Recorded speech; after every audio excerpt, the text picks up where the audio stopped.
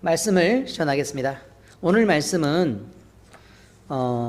고린도전서 강의 47번째 시간으로 믿음의 은사라는 부분입니다. 믿음의 은사. 이제 우리가 생각할 때 믿음이란 어떤 건가?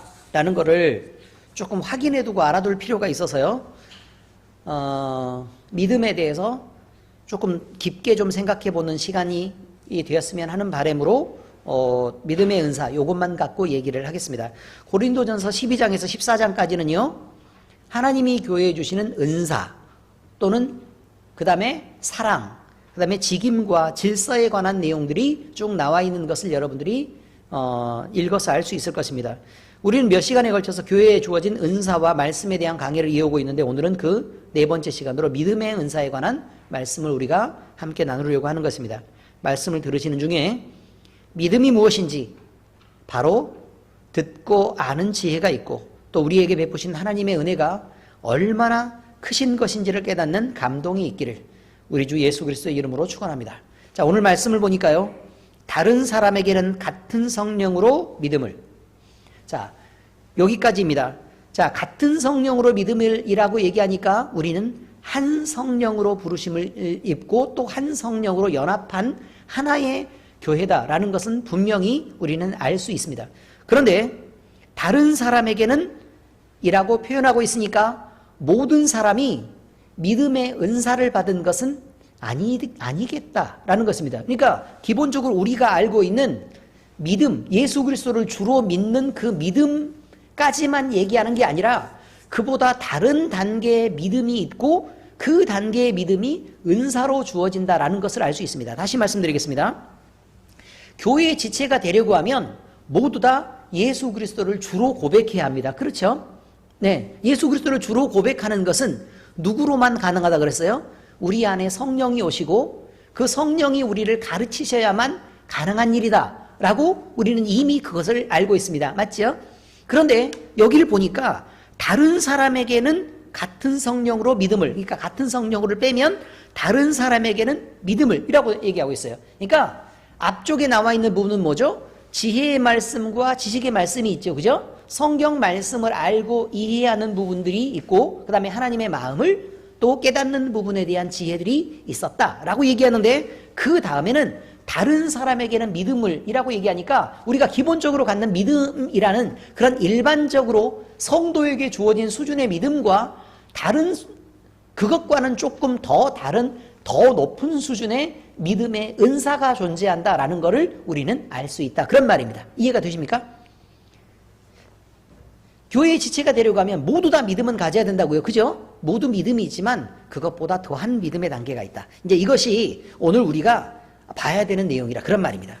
자, 성경 말씀에 대한 내용을 일반적으로 이제 설명을 좀 하겠습니다. 첫 번째, 믿음은 특별히 택한 자녀에게만 주시는 하나님의 선물인 것을 우리는 알아야 합니다. 이게 첫 번째 이야기입니다. 요한계시록이 있습니다. 요한계시록. 사도 요한이요.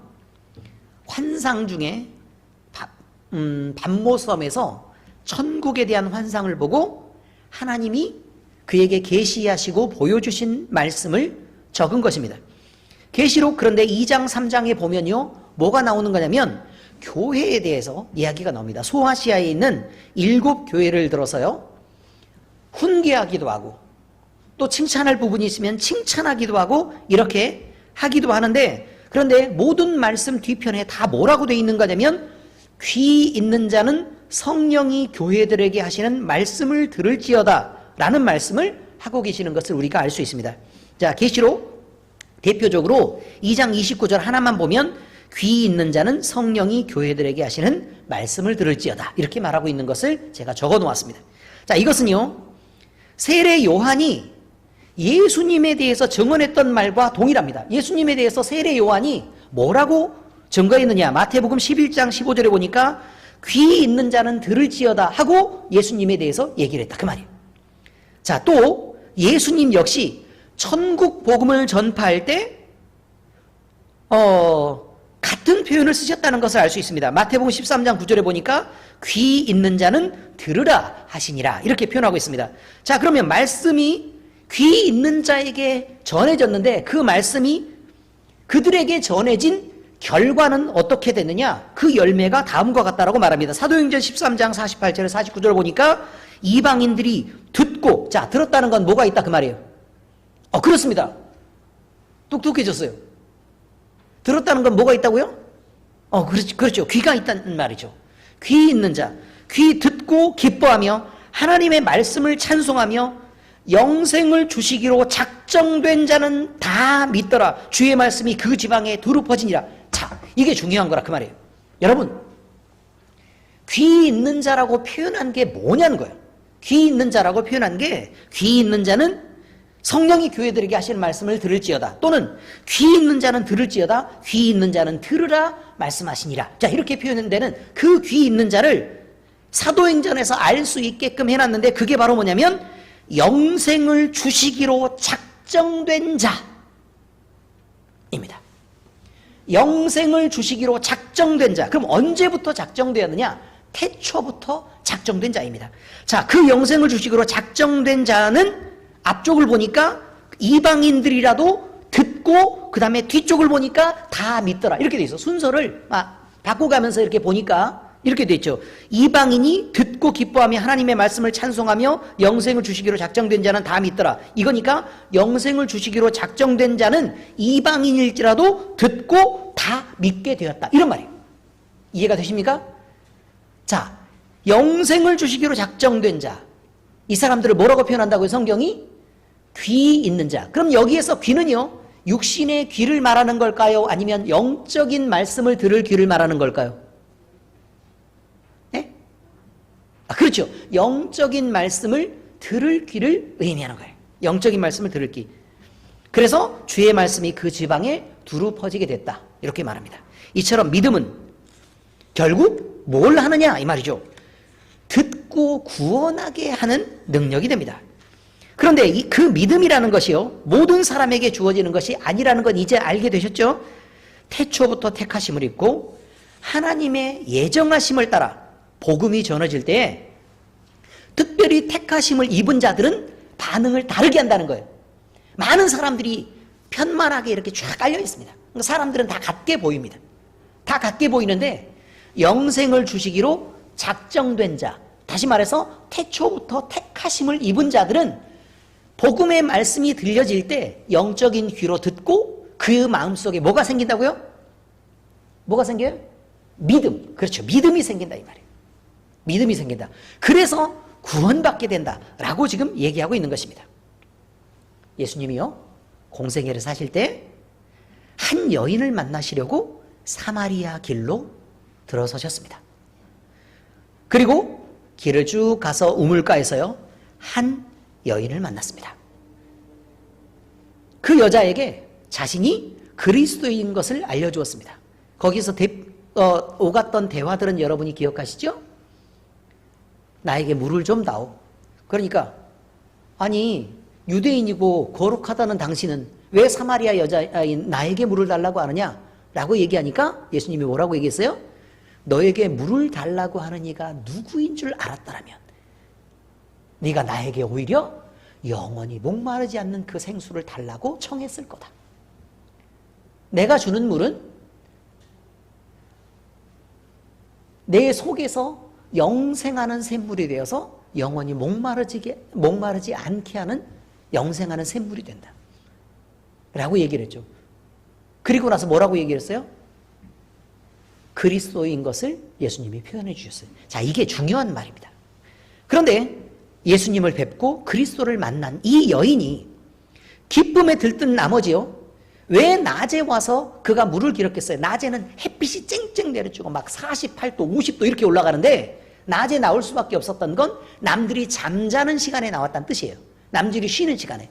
남의 눈을 피해서 사람들이 밝기는 하고 빛은 있는데 사람들이 다니지 않고 그 힘든 시각에 우물가에 나와서 물을 기르고 있는 그 여인이 처한 상황이라는 것은 다른 사람들과 어울릴 수 없는 상황이었다는 뜻이었겠죠. 다들 이해는 되시죠? 그런데 이 여인은 예수님을 만나자 마음에 들뜨고 기쁜 나머지 마을로 뛰어들어갑니다. 마을로 뛰어들어가서 소리를 지르면서 내가 예수님을 만나고 그리스도를 만났다 라고 사람들에게 막 알립니다.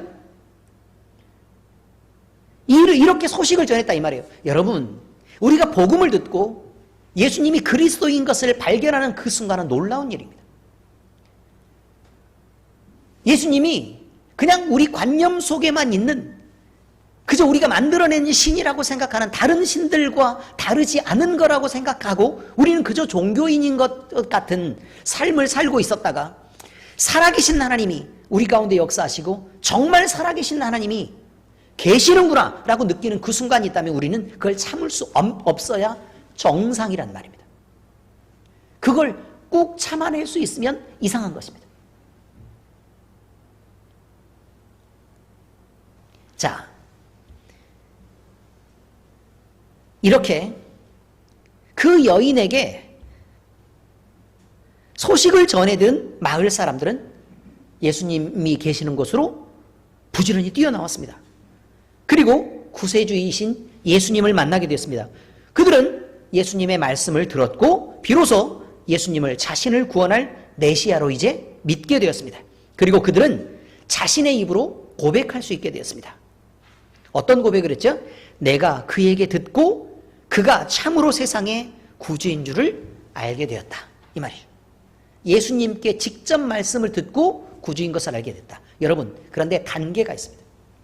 사마리아 여인이 뛰어가서 내가 메시아인 예수님을 만났다. 그가 그리스도다. 라는 거를 이미 소식을 전해 들었잖아요. 근데 거기에서 믿음이 생긴 게 아닙니다, 여러분.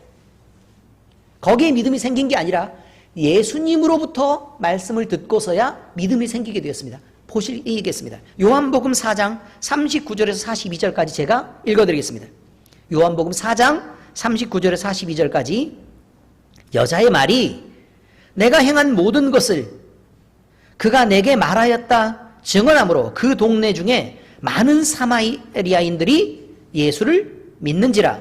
사마리아인들이 예수께 와서 자기들과 함께 유하시기를 청하니 거기서 이틀을 유하심에 예수의 말씀으로 말미암아 믿는 자가 더욱 많아 그 여자에게 말하되 이제 우리가 믿는 것은 내 말로 인함이 아니니 이는 우리가 친히 듣고 그가 참으로 세상의 구주이신 줄 알미라 하였더라. 어떻습니까? 이해가 되시죠? 우리가 전도함으로 모든 사람을 다 예수님 믿게 할 수 없습니다. 어느 순간에 우리가 전도하는 것을 듣고 예수님을 믿게 되는 사람도 있습니다. 그러나 대부분은 하나님의 말씀을 듣고 배우는 중에 하나님을 알게 되고 예수님을 깨닫게 되고 그리고 또 신앙생활을 하는 중에 체험하게 되고 그래서 예수님을 알고 믿게 되는 것입니다. 믿음의 단계는 그냥 우리가 마음으로 가서 그를 처음 알아가는 단계부터 점점 더 깊어지는 단계의 믿음까지 있다는 것을 우리는 알아야 합니다. 이처럼 선택받은 사람들은 복음의 말씀을 들을 때 그 복음을 수용하는 방향으로 선택할 수 있도록 하나님이 믿음을 선물로 주시는 것입니다. 지금 여기 한 문장이지만요, 굉장히 많은 신학적인 내용이 들어있습니다. 그렇습니다. 선택받은 사람들은 복음의 말씀이 전해질 때 그 복음을 수용하는 방향으로 선택할 수 있도록 하나님이 믿음을 선물로 주시는 것입니다. 자, 두 번째입니다. 믿음은 구원의 능력이 됩니다. 기본적으로 믿음은 하나님의 말씀을 들어야 나오는 것입니다. 로마서 10장 17절에 보니 그러므로 믿음은 들음에서 나며 들음은 그리스도의 말씀으로 말미암았느니라 이렇게 말합니다. 이미 죄로 부패한 인간은 어떤 노력과 방법을 사용하더라도 하나님을 알 수 없기 때문에 하나님께서 친히 자기 자신을 가르치지 않는 한 우리 인간은 어느 누구라도 구원자이신 예수님을 눈앞에 와 계시는 그를 믿을 수도 없고 또 그를 알 수도 없습니다. 그러므로 하나님은 우리에게 은혜로 값없이 믿음을 주시는 것입니다. 그러면 우리는 그 믿음을 의지해서 믿음을 사용해서 예수님을 구주로 믿게 되는 것입니다. 주의 말씀이 전해질 때 우리를 하나님이 감동하시고 또 하나님이 가르치시는 그것을 통해서 우리가 믿음을 더 깊은 믿음의 단계로 나갈 수도 있는 것입니다. 이 믿음은요, 단지 우리가 믿음의 단계가 죽어서 그냥 우리 영혼이 구원을 받는다, 거기까지만 이르는 수단으로만 사용된다라는 것은 너무 가난하고 메마른 일입니다. 믿음이 그것밖에 하는 건 아닙니다. 믿음은 우리가 살아서 이 세상을 살아갈 때에도 하나님을 의지하기도 하고 또 하나님을 믿음으로 소통하기도 하고 또 하나님과 연결되어서 능력 있게 살아가는 역할을 하는 것이 바로 믿음입니다. 그러므로 믿음은 엄청 중요하겠죠. 자, 여기서 하나님의 능력이 나타나고 하나님의 보살피심 아래서 보호하심을 받게 되는 것이 뭐 때문이라고요? 믿음 때문이다 이 말이죠. 하나님과 연결할 수 있는 것, 이것이 바로 뭐라고요? 믿음입니다. 하나님과 소통할 수 있는 것도 뭐라고요? 믿음입니다. 그래서 그 통로가 된다는 것을 우리는 잊지 말아야 합니다. 이렇게 믿음은 하나님과 함께 동행할 수 있도록 우리를 지켜주는 역할을 할 뿐만 아니라 믿음으로 우리는 능력을 행하고 시험을 당할 때에도 믿음으로 우리는 신앙을 지키며 믿음으로 우리는 온갖 시험에서 하나님을 향한 기쁨을 유지할 수 있게 되는 것입니다. 그리고 믿음으로 우리는 은사를 행하고 또 믿음으로 교회로 살아가는 것입니다. 베드로전서 1장 5절에 보니 너희는 말세에 나타내기로 예비한 구원을 얻기 위하여 믿음으로 말미암아 하나님의 능력으로 보호하심을 받았느니라. 우리는 믿게 되었고 믿으니까 하나님은 능력 가운데서 우리를 감싸고 지키고 보호하셨다. 이런 말이에요. 만약에 우리가 믿음이 없다면 하나님은 우리를 지켜야 될 어떤 이유도 존재하지 않습니다. 이렇게 믿음은 구원하는 능력이 되고 또 살아가는 힘이 됩니다. 자, 세 번째 이야기입니다. 믿음을 가지면 우리는 예수님이 하신 것처럼 능력을 행할 수 있습니다. 이게 굉장히 중요한 것입니다. 믿음은 하나님과 연결되어 있다는 증거입니다. 하나님과 우리의 통로가 열려 있다는 것을 표현하는 것이 뭐냐면 믿음을 갖고 있다는 것입니다. 왜냐하면 하나님의 도움 없이는 믿음을 가질 수 없고 또 믿음을 유지할 수도 없기 때문에 그렇습니다. 믿음은 이렇게 하나님과 연결되어 있다는 증거로 믿음이 있는 것입니다. 그런데 믿음을 가진 사람들에게서는 그들만의 독특한 특징이 나타납니다.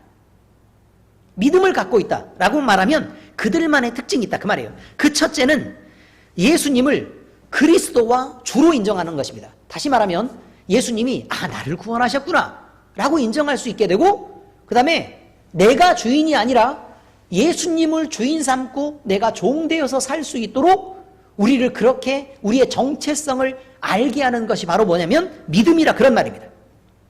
우리가 성령을 받으면 하나님은 우리 마음속에 예수님이 우리 주님이시구나 라고 믿도록 도와주십니다. 그리고 믿음이라는 것의 열매로 우리는 우리의 행동들을 구분할 수 있게 되고, 그 다음에 믿음을 가진 사람만 나타나는 특별한 행동들을 하게 된다 그런 말입니다. 두 번째는 믿음을 통해 하나님의 능력이 나타납니다. 능력이란 하나님께서 함께 하시기 때문에 나타나는 하나님의 능력을 말합니다. 자, 우리는 믿음을 가질 때만 하나님과 연결되어 있습니다. 그러면 하나님은 우리를 통해 일할 수 있게 됩니다. 믿음을 가질 때 연결되니까요. 또 우리는 하나님의 일하시는 통로가 될 수 있습니다. 실제로 예수님이 하셨던 일은 그를 믿는 교회를 통해 확장되게 되었습니다. 예수님이 천국 복음을 전하셨죠? 우리도 천국 복음을 전할 수 있게 되었습니다. 예수님이 병을 고치고 다니셨습니다. 우리도 병을 고칩니다. 물론 다른 교회 사람들이 들으면 이상하게 생각할지도 모릅니다. 예수님은 귀신을 쫓아내는 축사를 행하셨습니다. 우리도 그렇습니다. 자, 이렇게 천국 복음을 전하신 일을 따라 귀신을 쫓아내는 권능도 행해졌고 병자들과 약한 자들이 치유받고 회복되는 일이 함께 일어났었습니다.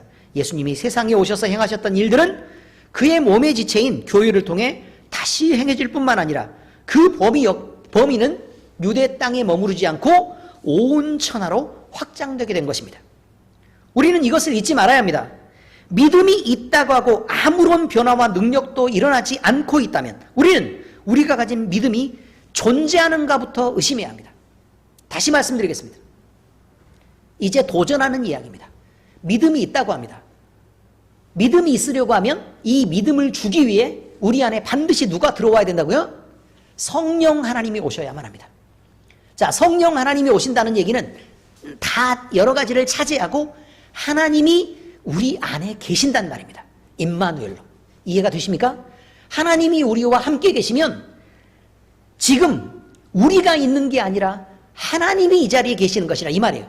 하나님이 이 자리에 계셨을 때 그러면 하나님이 계시는 일과 역사들이 우리 주변에서 나타나야만 하죠. 내 주변이 아니고 내 안에 계신 하나님 주변에서 하나님이 계시는 역사들이 나타나야 정상이라고 말합니다. 아닙니까?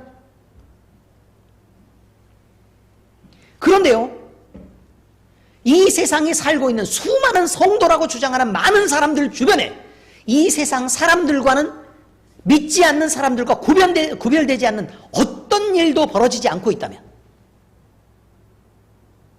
우리는 하나님이 계시지 않거나 또는 우리 안에 하나님이 오시지 않은 것을 의심해야 합니다.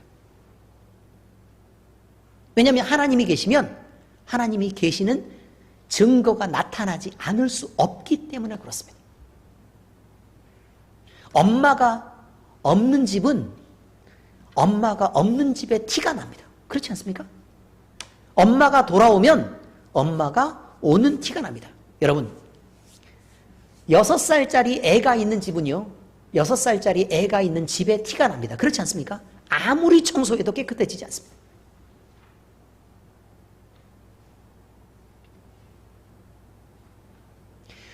집에 보일러가 있습니다. 다른 집보다 따뜻합니다. 그렇지 않습니까? 보일러가 없는 집보다 따뜻하지 않겠습니까? 왜 부자들과 어울리려고 하십니까?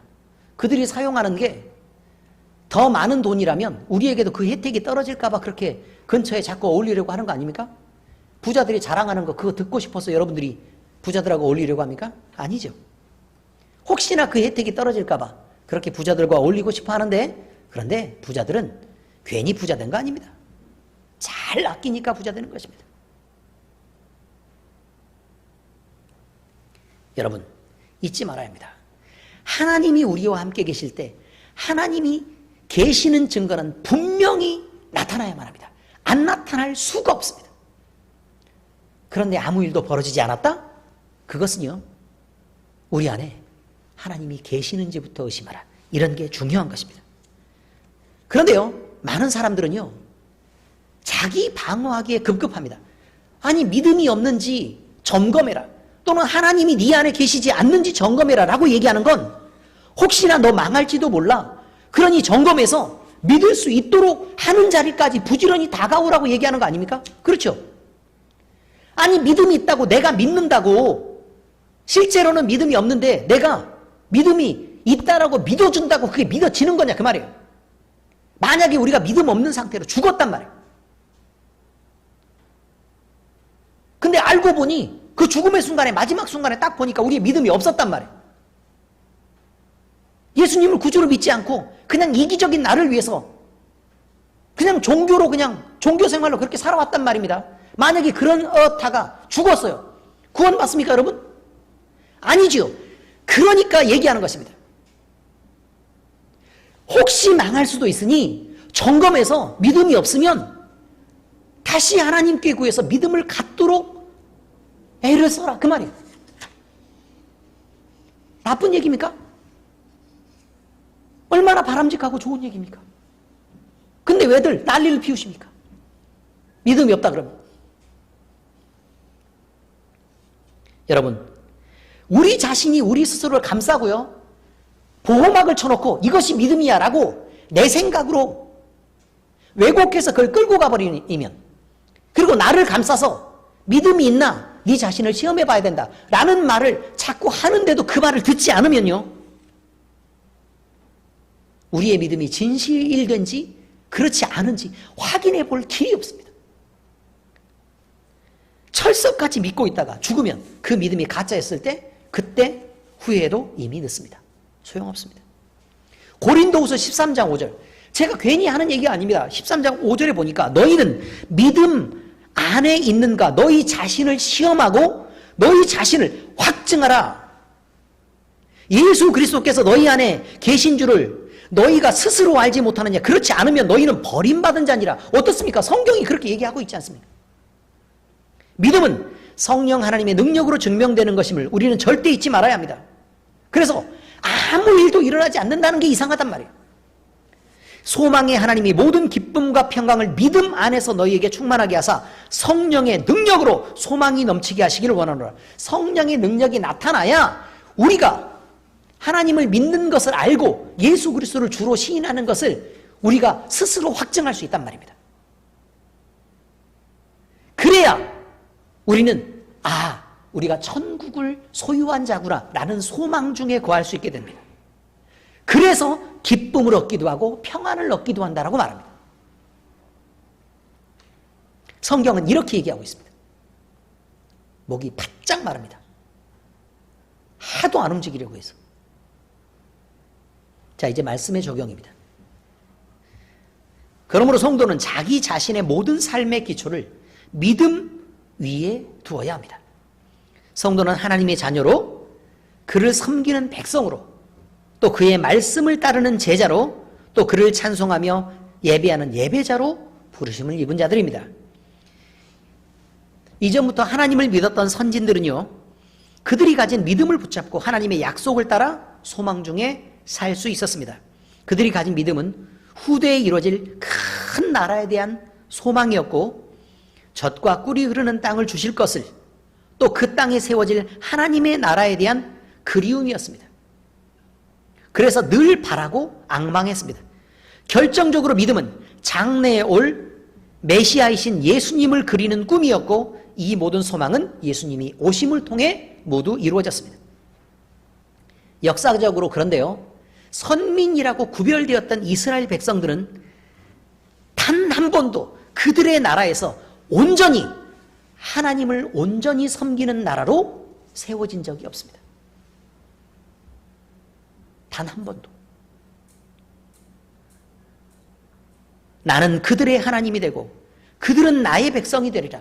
이렇게 하나님이 약속한 그 선언은 예수님의 교회를 통해서 이제 온전히 이루어지게 되었다. 그런 말입니다. 히브리서 11장 1절 2절, 믿음은 바라는 것들의 실상이요 보이지 않는 것들의 증거니 선진들이 이로써 증거를 얻었느니라. 믿음으로 증거를 얻었다. 이런 말이죠. 성도는 이것을 지켜내는 자입니다.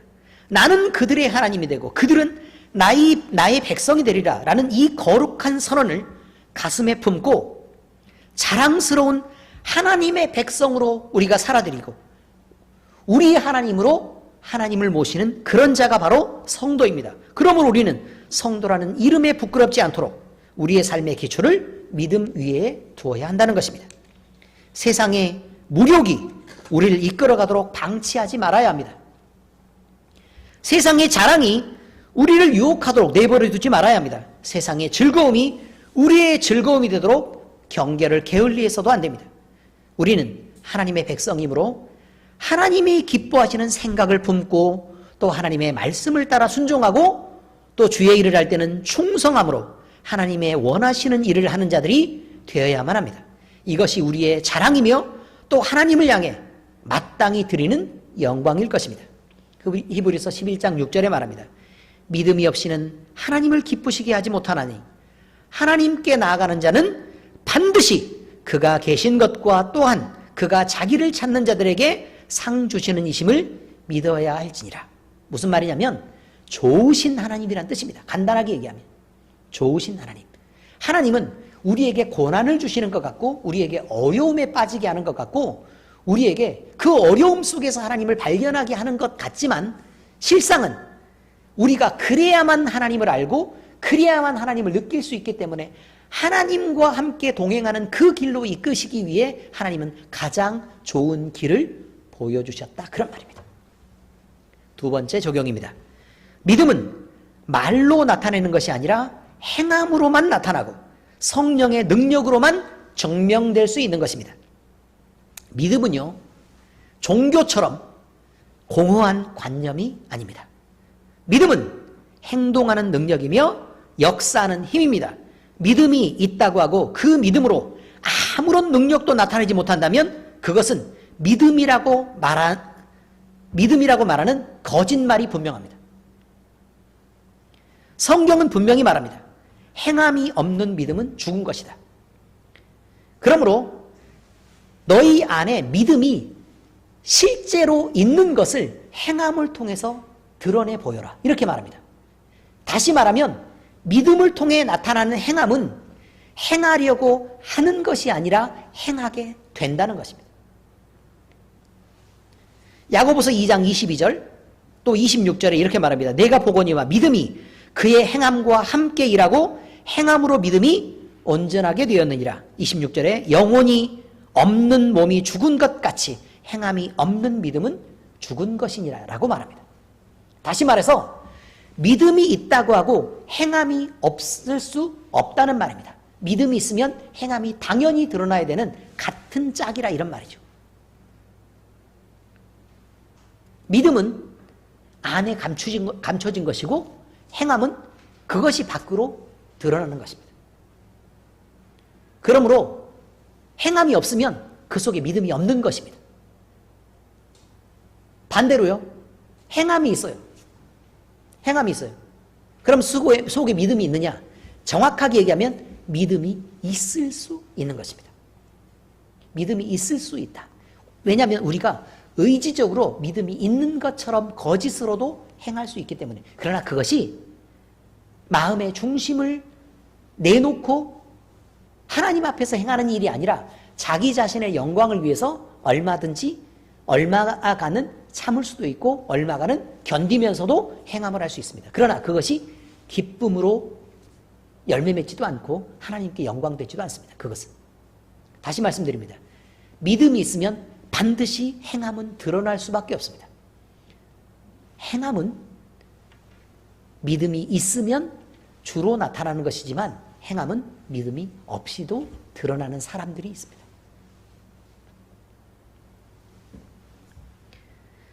이 행함이란 사람으로서 할 수 없는 이뤄내는 성령의 능력입니다. 사도 바울은 이 사실을 분명히 하고 있습니다. 고린도전서 2장 4, 5절에는 말과 전도함이 자신의 언변에 있지 않았었다고 밝힙니다. 그리고 성령의 나타내심과 능력으로 된 것이라고 사도 바울은 고백하고 있습니다. 이것은 사람이 이해할 수도 없는 또 납득할 수도 없는 기적적인 사건이 하나님에 의해 일어났다고 하는 것입니다. 말씀을 읽어보면 어떤 의미인지 알게 됩니다. 자, 고린도서 2장 4, 5절입니다. 내 말과 내 전도함이 설득력 있는 지혜의 말로 하지 아니하고 다만 성령의 나타나심과 능력으로 하여 너희 믿음이 사람의 지혜에 있지 아니하고 다만 하나님의 능력에 있게 하려 하였노라 라고 말합니다. 여러분, 가나안 땅을 들어갈 때요, 여리고성이라는 성이 있었습니다. 그렇죠? 네, 이거는 아주 견고한 성이어서 사람의 힘으로 뚫을 수 없는 거의 완벽한 성이라고 그렇게 알려져 있었습니다. 그런데 그 성에 들어갈 때요, 하나님은 사람에게 특별히 많은 것을 요구하지 않고 그저 하루에 한 바퀴를 돌다가 마지막 7일째 되는 날에 7바퀴를 돌고 또 소리를 쳐라 라는 얘기를 합니다. 여러분, 이게 무슨 말이냐면요, 그 방법으로는 여리고를 무너뜨릴 수 없다는 것입니다. 의미는 이해하십니까? 사람이 성 주위를 한 바퀴를 돌거나 7바퀴를 돌고 소리를 친다고 성이 무너지겠습니까? 그 말이 됩니까, 그게? 말이 안 되죠? 그러니까 무슨 말이냐면 그 방법으로는 무너뜨릴 수 없다라는 게 성경이 얘기하는 것입니다. 왜 무너졌느냐? 하나님이 하셨기 때문에 무너졌다라고 말합니다.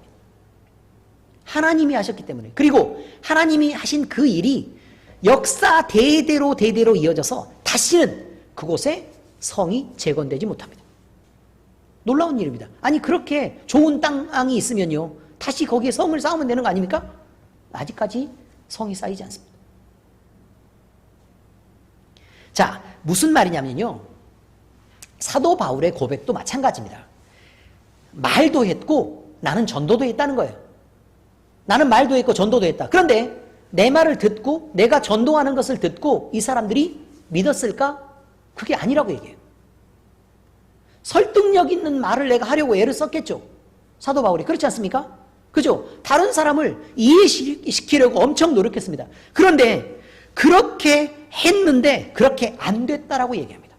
그렇게 안 됐고 오직 어떻게 했다고요? 성령이 나타나셨고 또 그 능력이 드러났기 때문에 그들이 믿게 되었다. 이런 말입니다. 그래서 사람들이 말로 설득돼서 믿음을 갖게 되었구나 라고 인정하지 않고 하나님이 능력 가운데 역사하셔서 믿음을 갖게 되었구나 라고 인정할 수 있게 되었다라는 말이 바로 고린도전서 2장 4절 5절 말씀입니다. 그런 말이에요. 이처럼 믿음은 성령의 능력으로만 증명되는 것입니다. 그래서 우리는 그렇게 알아야 된다 그 말이에요. 우리가 믿음이 있다고 하고 또는 성령이 우리 안에 계시다고 하면서 아무 능력도 나타나지 않는다면 우리는 첫 번째로 의심해야 되는 게 내가 성령의 사람이 아닌가입니다. 우리 안에 믿음이 없는가? 이걸 생각하라 그 말입니다. 많은 사람들이 그냥 그렇게 살기 때문에 그거 당연하다고 믿지 말란 말입니다. 왜냐하면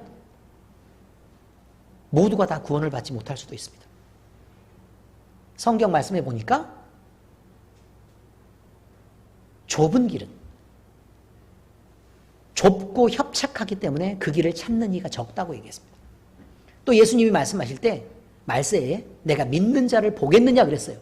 허다하게 많은 무리들이 한꺼번에 그 길을 믿는 것처럼 거짓된 길을 가더라도 우리만큼은 반드시 믿음의 온전한 길을 가야 되기 때문에 그렇습니다. 자, 이제 세 번째 적용입니다.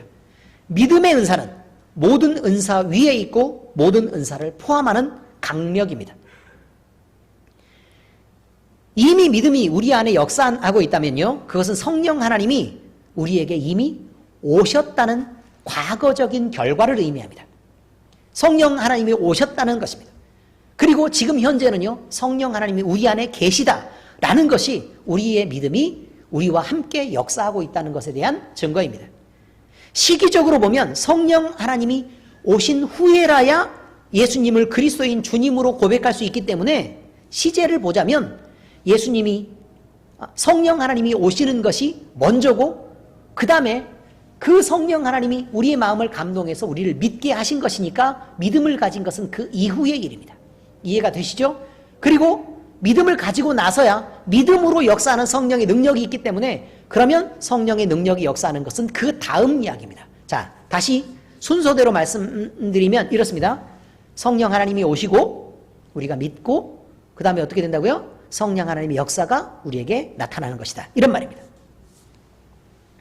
그러므로 예수님이 우리를 구원할 주님이시다 라고 고백하는 모든 자들은 그 믿는 자는 예외 없이 모두 다 성령을 받은 것입니다.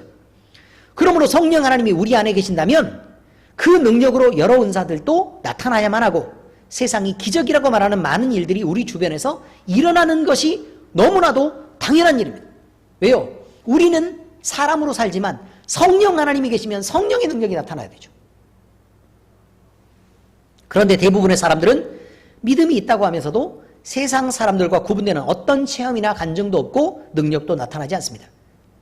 하나님과 함께 있다고 하는 자들에게서 하나님이 계시는 어떤 증거도 나타나지 않는다면 그것이 오히려 더 이상한 일이 아니겠습니까? 이런 일이 발생하는 것은 우리가 믿음이 있다고 하나 실상은 겨자씨 하나만큼도 믿음이 없기 때문입니다. 마태복음 17장 15절에서 20절 예수님의 질책이 나옵니다. 주여 내 아들을 불쌍히 여기소서. 그가 간질로 심히 고생하여 자주 불에도 넘어지며 물에도 넘어지는지라. 내가 주의 제자들에게 데리고 왔으나 능히 고치지 못하더이다.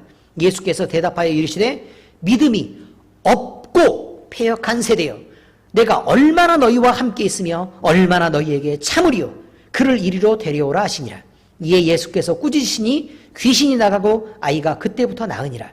이때 제자들이 조용히 예수께 나와 이르되 우리는 어찌하여 쫓아내지 못하였나이까. 이르시되 너희 믿음이 작은 까닭이니라. 진실로 너희에게 이르노니 만일 너희에게 믿음이 겨자씨 하나만큼만 있어도 이 산을 명하여 여기서 저기로 옮겨지라 하면 옮겨질 것이요 또 너희가 못할 것이 없으리라. 어떻습니까? 믿음이 있으면 기적이 일어나는 게 너무 당연한 일입니다. 예수님은 12해를 혈루증으로 알아온 한 여자에게 구원과 평안을 선포하셨습니다. 마가복음 5장 34절에 보니까 예수께서 이르시되 딸아 내 믿음이 너를 구원하였으니 평안히 가라. 내 병에서 놓여 건강할지어다. 어떻습니까? 혈루증도 치료됐고 평안도 얻게 되었고 구원을 얻게 되었습니다. 예수님은 디메오의 아들인 맹인 거지 바디메오에게 구원을 선포하시고 보이지 않던 눈을 치유해 주셨습니다. 마가복음 10장 52절을 보면 예수께서 이르시되 가라 내 믿음이 너를 구원하였느니라 하시니 그가 곧 보게 되어 예수를 길에서 따르니라. 또 예수님은 향유 옥합을 깨뜨려 예수님의 발에 붓고 그 발을 머리카락으로 닦은 여인에게 평안을 선포하셨습니다. 예수께서 여자에게 이르시되 내 믿음이 너를 구원하였으니 평안히 가라 하시니라. 여러분, 이런 일은 예수님 주변에서 허다하게 일어난 일입니다. 이 모든 일은 예수님의 증언에 따르자면 모두 그들이 예수님을 향한 믿음을 가졌기 때문이고 그 믿음을 행동으로 보여주었기 때문에 일어난 일이었습니다. 분명히 다시 말씀드리지만 믿음이 있었기 때문에 그리고 그 믿음이 행동으로 드러났기 때문에 예수님이 그 믿음을 인정하시고 또 기적을 보여주신 것입니다. 여러분 각자는 믿음을 고백할 때 그 믿음으로 세상과 다른 능력 있는 인생을 살아야 합니다. 그런 인생을 살고 싶지 않으십니까? 우리가 믿는 예수님의 능력으로 병을 고치는 일이 우리에게서 일어나야 하고 또 귀신 쫓아내는 일도 우리에게 일어나야 합니다. 축복을 선포하면 나와 다른 이들의 인생이 바꿔지고 복을 받아야 합니다. 우리가 평안을 선포할 때는 우울하고 또 마음에 답답하고 어둠에 가려져 있는 인생들이 평안을 얻고 인생의 밝은 빛을 보는 그런 인생을 살게 하고 싶고 또 우리가 그런 인생을 살아야 되지 않느냐 말입니다. 예수님은 우리가 믿음으로 고침을 받기를 원하시고 또 우리가 믿음으로 평안을 얻기를 원하시며 믿음으로 구원에 이르고 믿음으로 선한 일 행하기를 지금도 원하고 계십니다. 우리는 믿음의 은사를 하나님께 요구해야 합니다. 그래서 우리도 믿음으로 예수님과 동행하는 삶을 살고 믿음으로 능력이 역사하는 삶을 살아야 합니다. 그것이 당연한 것입니다. 이상하고 특별한 일이 아닙니다.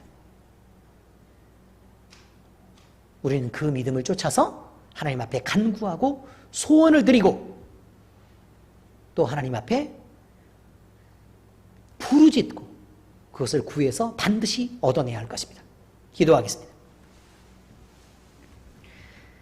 살아계신 하나님 아버지, 태초부터 선한 계획 속에 우리를 포함시키셨고 온갖 죄로 인해 어둠 속에 버려지고 외면받아 마땅한 우리를 찾아오셔서 성령 주시고 믿음 주셔서 늘 우리 편을 들어 도와주시며 우리를 구원해내신 하나님께 우리의 감사한 마음을 담아 영광을 올려드립니다. 하나님이 우리에게 베푸신 은혜는 갚을 길이 없습니다. 우리에게 예수님을 구세주로 믿도록 성령을 통해 믿음을 주셨고 우리의 믿음을 확증하도록 하늘의 능력과 풍성한 은사들로 교회에 채워주셨습니다. 우리의 부족함을 알게 하셨고 주님의 완전하심을 의지하게 하셨사오니 주님의 영광을 위해 온전한 그리스도인으로 믿음을 갖고 살게 하시옵소서. 사랑과 헌신으로 주의 몸된 교회를 섬기며 이웃에게 겸손하며 주님께 받은 대로 따뜻함을 베푸는 믿음 있는 자로 살게 하시옵소서. 메마르고 각박한 이때를 살면서도 주님의 풍성하신 은혜와 사랑을 나누는 자들로 살아가게 하시고 무엇보다 우리 안에 오셔서 임재하여 계신 예수님의 마음을 느끼고 주와 동행함으로 나타나는 그 이름의 능력을 펼치며 믿음 안에서 살게 하시옵소서. 우리는 믿음 속에 감춰진 그 능력과 비밀을 더 많이 더 깊이 알고 싶습니다.